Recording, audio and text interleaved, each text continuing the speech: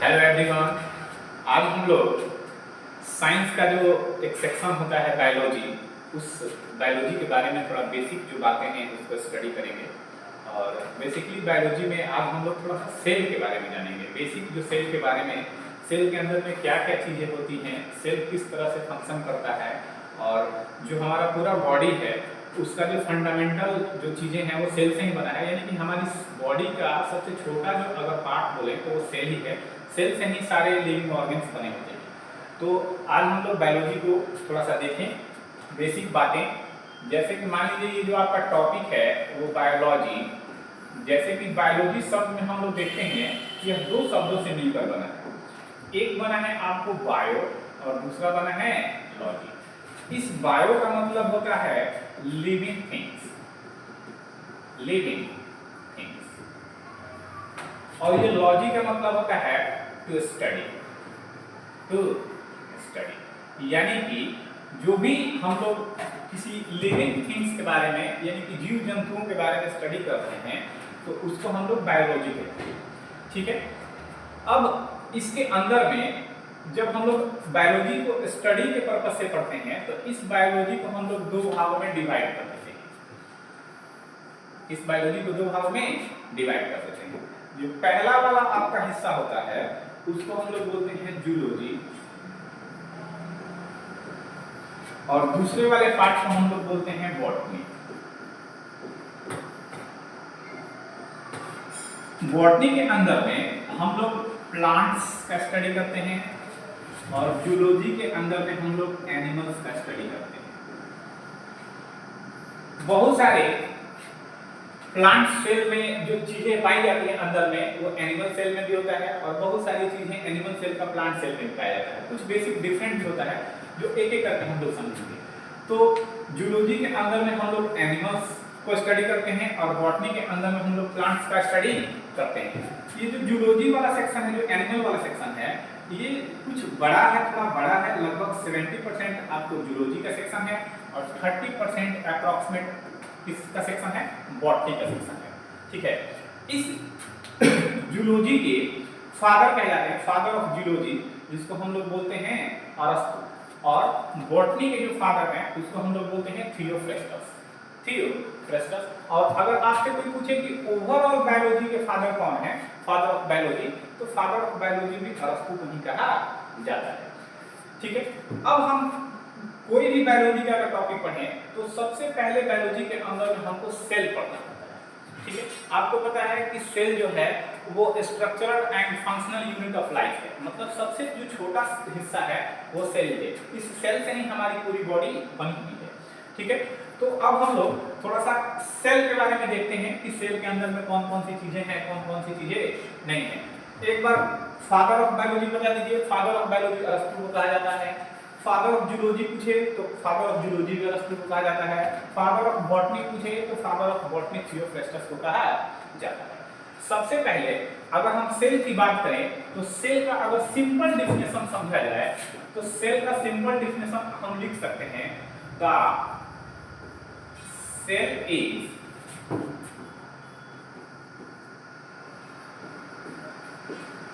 Fundamental structural and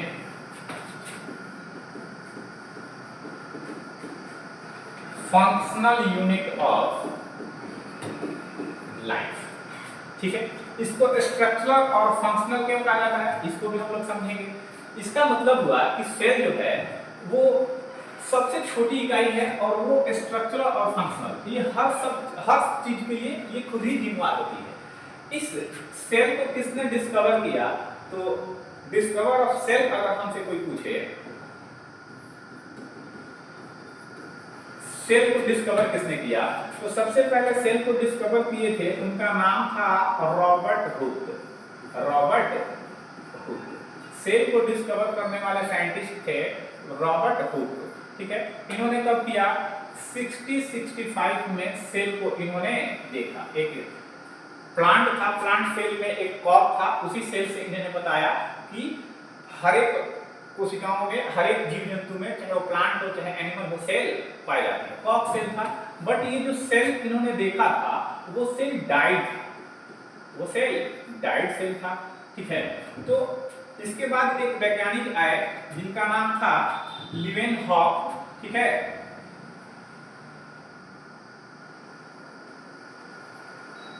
Leeuwenhoek ने भी 1674 में आपको एकदम लाइव जो सेल था उसका डिस्कवर किया, यानी कि 1674 में जिंदा, जिसको बोलेंगे जिंदा कोशिका की खोज लीवेनहॉक ने किया, ठीक है। अब जैसे कि मान के चलिए कि धीरे धीरे जैसे जैसे साइंटिस्ट आते गए, सेल के अंदर की चीजों वगैरह में पता लगाते गए, एक जो व्यक्ति थे हमारे साइंटिस्ट थे, उनका नाम था रॉबर्ट ब्राउन। रॉबर्ट ब्राउन ने 1831 में एक सेल के अंदर में उन्होंने बोला कि सेल के अंदर में एक न्यूक्लियस है। क्या है? न्यूक्लियस है, यानी कि केंद्रक है। तो उन्होंने 1831 में सेल के अंदर में एक न्यूक्लियस होता है, इसका डिस्कवर कर दिया। तो इस तरह से हम लोग देखते हैं कि सेल जो है वो अलग अलग पीरियड में अलग अलग साइंटिस्ट आते गए और सेल के बारे में कुछ कुछ बोलते गए। सबसे पहले सेल के बारे में अगर पूछे कि सेल को किसने खोजा, किसने डिस्कवर किया, तो हमारा जवाब होगा 1665 में रॉबर्ट हुक आए, लेकिन वो एक डेड सेल था, ठीक है, जिंदा नहीं था।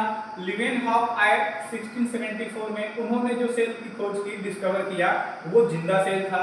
उसके बाद एक वैज्ञानिक आए रॉबर्ट ब्राउन 1831 में, तो उन्होंने कहा कि सेल के बीच में एक न्यूक्लियस है और यही न्यूक्लियस पूरे सेल को कंट्रोल करता है। इसीलिए न्यूक्लियस को हम लोग सेल के ब्राउन ब्रेन के रूप में भी जानते हैं, ब्राउन ऑफ सेल कहा जाता है न्यूक्लियस को, ठीक है। अब थोड़ा सा हम लोग देखते हैं कि सेल किस चीज से बना है, सेल के अंदर में कौन कौन सी चीजें पाई जाती हैं। तो जैसे कि एक हम लोग स्ट्रक्चर ले लेते हैं, सपोज कीजिए ये सेल है।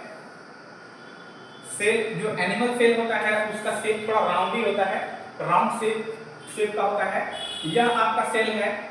इस सेल के बाहर में ये जो आपको लेयर दिखाई दे रहा है, इसको हम लोग बोलते हैं सेल मेम्ब्रेन।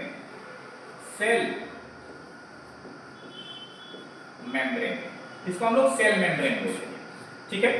और ये सेल मेम्ब्रेन किस किस चीज से बना हुआ है, तो ये आपको बना हुआ है लिपिड और साथ में प्रोटीन। लिपिड एंड प्रोटीन दोनों से मिलकर जो बना है उसको बोलते हैं हम लोग सेल मेम्ब्रेन। तो सेल मेम्ब्रेन लिपिड और प्रोटीन से बना हुआ है। उसके बाद आप देखेंगे कि इस सेल के एकदम बीच में, बिल्कुल मिड में न्यूक्लियस होता है। क्या होता है? न्यूक्लियस होता है। यही इस पूरी कोशिका को कंट्रोल करता है। न्यूक्लियस के द्वारा ही किसी सेल के अंदर की कोशिकाओं को कंट्रोल की जाती है।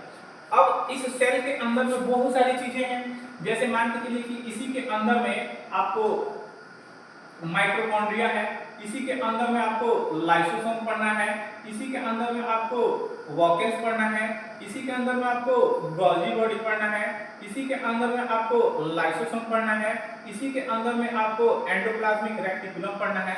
तो बहुत सारी चीजें हैं सेल के अंदर में जो एक एक करके हम लोग अध्ययन करेंगे, एक एक करके स्टडी करेंगे, ठीक है।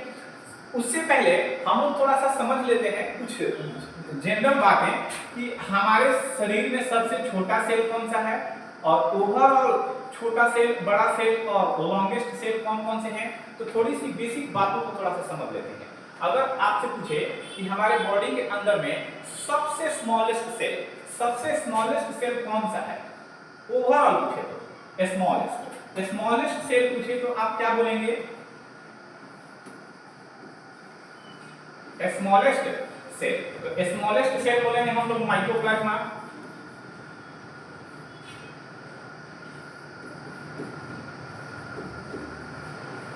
स्मॉलेस्ट सेल हो गया आपका माइक्रोप्लाज्मा। अगर आपसे पूछे कि सबसे लार्जेस्ट कौन सा सेल है ओवरऑल, सबसे लार्जेस्ट सेल हो जाएगा आपका ऑस्ट्रिच का जो एग होता है, ऑस्ट्रिच एग यानी कि शुतुरमुर्ग का अंडा जो है वो सबसे बड़ा सेल है और माइक्रोप्लाज्मा ओवरऑल सबसे छोटा सेल है। अगर आपसे पूछे कि सबसे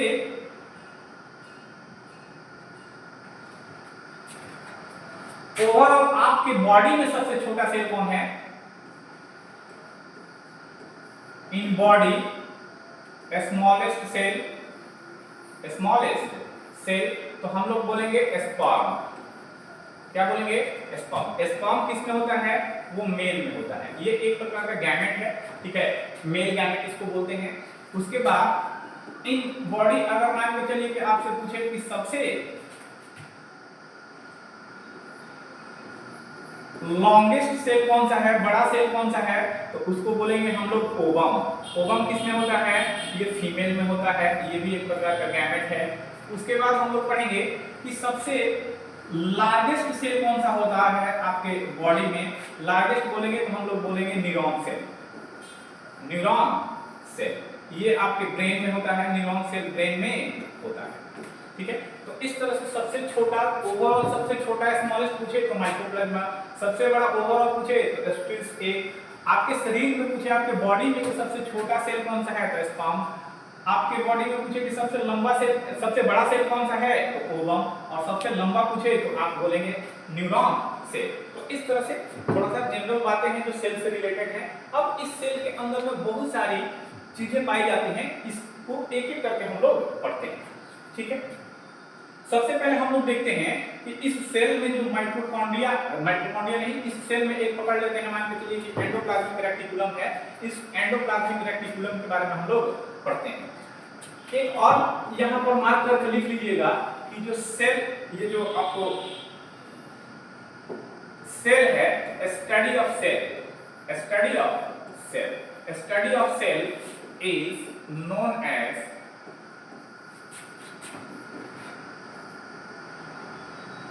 साइटोलॉजी। यानी कि कोशिका का अध्ययन क्या कहलाता है? Cytology. Study of cell is known as cytology. कोशिका का अध्ययन पूछे तो साइटोलॉजी कहलाता है। अब हम लोग देखते हैं कि सबसे पहले एक मदर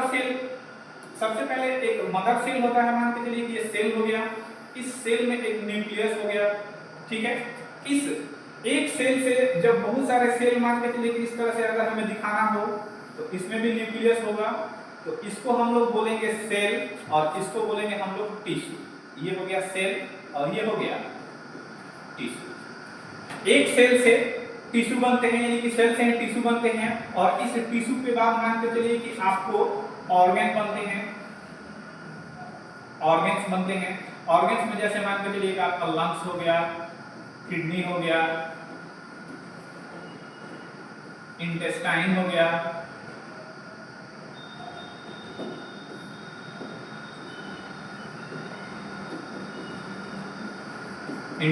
गया, उसके बाद आपको यहाँ पर ऑर्गन सिस्टम बनते हैं। ऑर्गन सिस्टम में जैसे मान के चलिए कि आपको रेस्पिरेटरी सिस्टम हो गया, उसके बाद आपको मान के चलिए कि सर्कुलेटरी सिस्टम हो गया, उसके बाद मान के चलिए कि आपका एक्सक्रेटरी सिस्टम हो गया।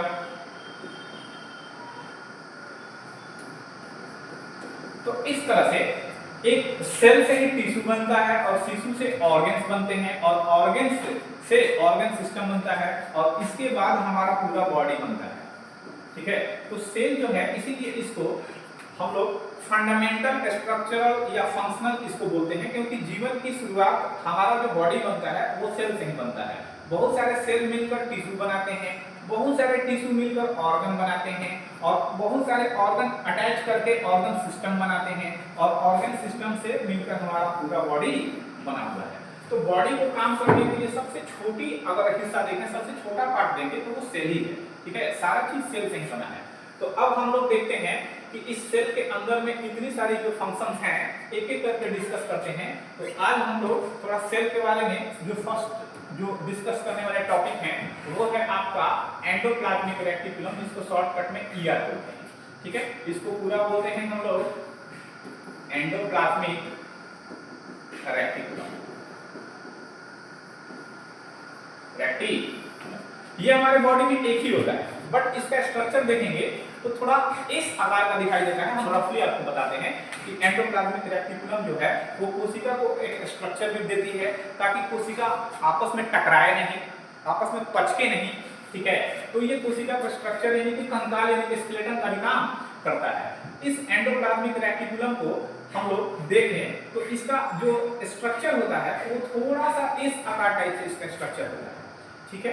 इस स्ट्रक्चर के बेसिस पर देखा जाए तो हम इसको दो भागों में डिवाइड कर सकते हैं। इस एंडोप्लाज्मिक रेटिकुलम को अगर सिंप्लीफाई कर हमें देखना है और करना है तो इसको हम लोग दो भागों में डिवाइड कर सकते हैं।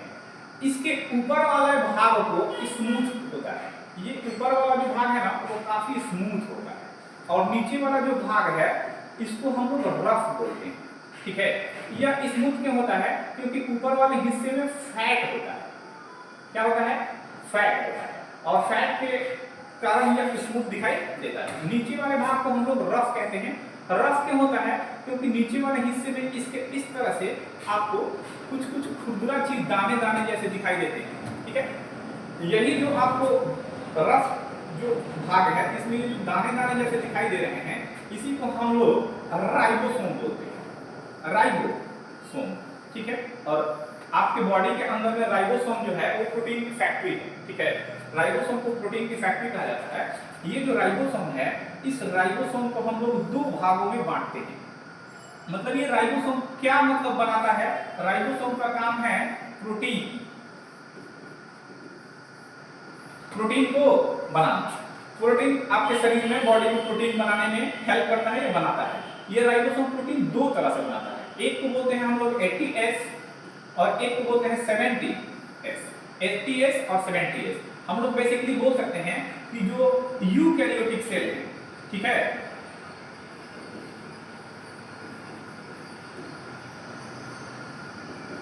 यूकैरियोटिक सेल में कौन सा एस प्रोटीन होता है? ATS। और प्रोकैरियोटिक सेल में प्रोकैरियोटिक सेल में 70S प्रोटीन होता है। तो राइबोसोम का जो इंपॉर्टेंट और मेन काम है वो है प्रोटीन निर्माण करना, और ये प्रोटीन निर्माण दो तरह से करता है। एक को बोलते हैं 70S और एक को बोलते हैं ATS, ठीक है। तो ये एंडोप्लाज्मिक रेटिकुलम जो है वो कोशिका के अंदर में होता एक है, बट इसको जब ध्यान से देखा गया माइक्रोस्कोप की हेल्प से, इसको काफी ज्यादा जूम करके, तो ये दो हिस्सों में दिखाई दिया। ऊपर वाला हिस्सा इसका काफी स्मूथ था। स्मूथ किसके कारण था? क्योंकि वहां पर फैट था। और नीचे वाला थोड़ा रफ था यानी कि खुरदुरा था। क्यों था? क्योंकि इस पर प्रोटीन था, इस पे राइबोसोम था। और इस राइबोसोम का मेन इंपॉर्टेंट काम है प्रोटीन निर्माण करना, प्रोटीन बनना। और ये दो तरह से प्रोटीन बनाता है, ATS और 70S।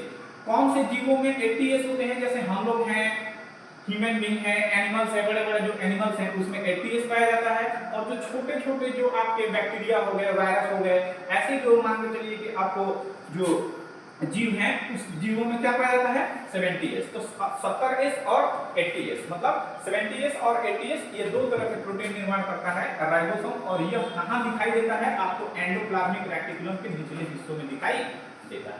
तो इस तरह से ये एंडोप्लाज्मिक रेटिकुलम के बारे में थोड़ा सा बेसिक जानकारी है, ठीक है। उसके बाद हम लोग एक और टॉपिक देखते हैं, ठीक है, जिसको हम लोग बोलते हैं mitochondria, power house of cell. Power house of cell mitochondria कहा जाता है, ठीक है, माइटोकॉन्ड्रिया।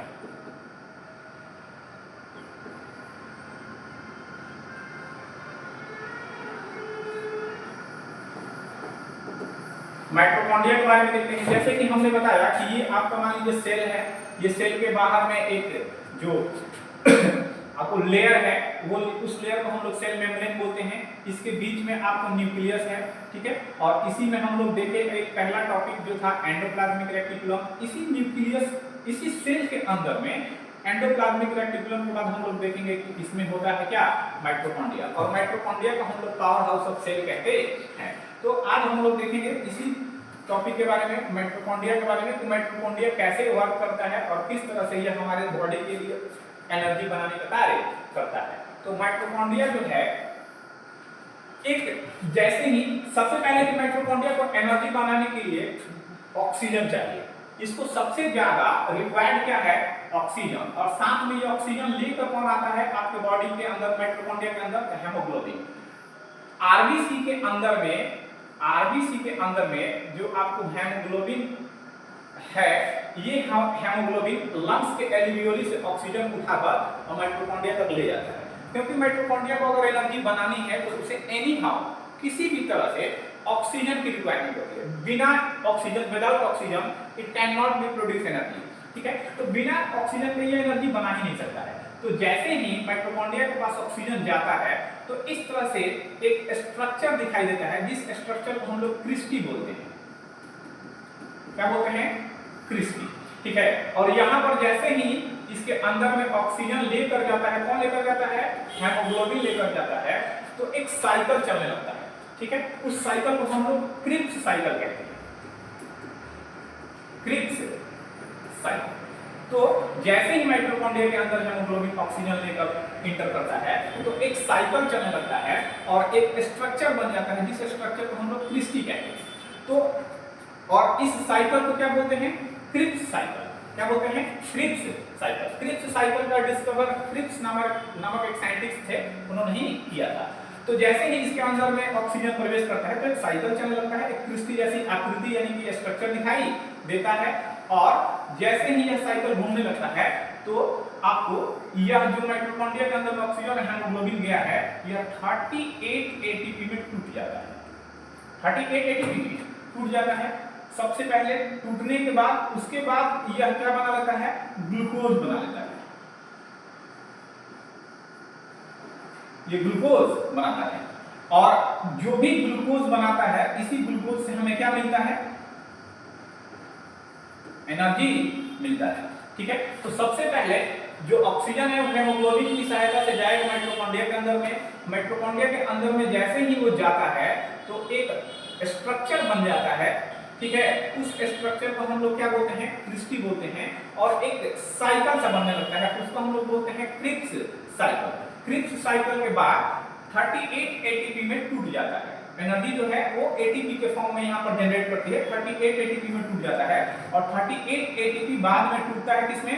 ग्लूकोज में। और यही ग्लूकोज हमें एनर्जी देता है। और 1 ग्राम ग्लूकोज में अगर हम बात करें, 1 ग्राम ग्लूकोज में, तो 1 ग्राम ग्लूकोज में अप्रॉक्सीमेट 4.2 किलो कैलोरी ऊर्जा जनरेट होता है। तो ऐसे ऐसे हमारे सेल में, तो हमारे बॉडी में तो बहुत सारे सेल हैं और हर एक सेल में माइटोकॉन्ड्रिया है, तो बहुत सारे ऊर्जा का यहाँ पर जनरेट करता है। इसीलिए माइटोकॉन्ड्रिया को पावर हाउस ऑफ सेल कहा जाता है, क्योंकि यह एनर्जी बनाने का कार्य करता है। एनर्जी बनाने का काम करने के कारण ही इसको पावर हाउस ऑफ सेल कहते हैं। ठीक है, हमारे बॉडी में तो बहुत सारे सेल हैं और हर एक सेल में माइटोकॉन्ड्रिया है। बट माइटोकॉन्ड्रिया के द्वारा जितनी भी एनर्जी जनरेट की जाती है, तो इसका ज्यादातर जो बनाया गया एनर्जी है वो इंटरनल वर्क में ही खत्म हो जाता है। जैसे मान के चलिए कि लंग्स चल रहा है, इंटेस्टाइन काम कर रहा है, ब्रेन काम कर रहा है, किडनी काम कर रहा है, तो ये इसके द्वारा बनाया गया ज्यादातर एनर्जी उन्हीं में खर्च हो जाता है, उसी में एक्सपेंस हो जाता है। और एक व्यक्ति को, मतलब किसी मैन को अगर प्रॉपर नॉर्मल तरीके से वर्क करना हो तो डेली उसको एटलीस्ट 2200 से लेकर आपको करीब 2500 तक एनर्जी चाहिए। ये नॉर्मल व्यक्ति के लिए है। अगर वो हल्का वर्क कर रहा है तो 2200 किलो कैलोरी, अगर हार्ड वर्क कर रहा है तो 2500 उसको किलो कैलोरी ऊर्जा चाहिए। तो आराम से माइटोकॉन्ड्रिया बनाने में कोई दिक्कत परेशानी नहीं होती है। तो बताइए कि माइटोकॉन्ड्रिया को पावर हाउस ऑफ सेल क्यों कहते हैं? क्योंकि यही एनर्जी बनाने का काम करता है। जो भी इस सेल के अंदर में हमारे ऑर्गन हैं, तो छोटे छोटे जो पदार्थ हैं, वो सब कुछ न कुछ करते हैं। जैसे मान के चलिए कि हम लोग देखें कि एंडोप्लाज्मिक रेटिकुलम वो कोशिका को एक स्ट्रक्चर प्रदान कर रहा है, एक आपको कंकाल का रूप प्रदान कर रहा है ताकि उसको पचकने न दे। ये क्या कर रहा है? आपको एनर्जी बना रहा है। एंडोप्लाज्मिक रेटिकुलम के नीचे वाले भाग में राइबोसोम था जो प्रोटीन निर्माण कर रहा है। ऊपर वाले भाग में आपको क्या था? स्मूथ था जो फैट वगैरह वहां पर दिखाई देता है। तो इस तरह से हर एक कोशिका के अंदर में जो भी चीजें हैं उसका कुछ ना कुछ फंक्शन है। ठीक है, तो इसी फंक्शन को हम लोग बेसिक तरीके से पढ़ते हुए आगे चलेंगे। तो आज हम लोगों ने क्या पढ़ा? सबसे पहले पढ़ा एंडोप्लाज्मिक रेटिकुलम के बारे में, और दूसरा हम लोगों ने टॉपिक डिस्कस किया जिसका नाम था माइटोकॉन्ड्रिया। माइटोकॉन्ड्रिया की खोज अल्टमैन ने किया था। माइटोकॉन्ड्रिया को किसने डिस्कवर किया था? अल्टमैन ने।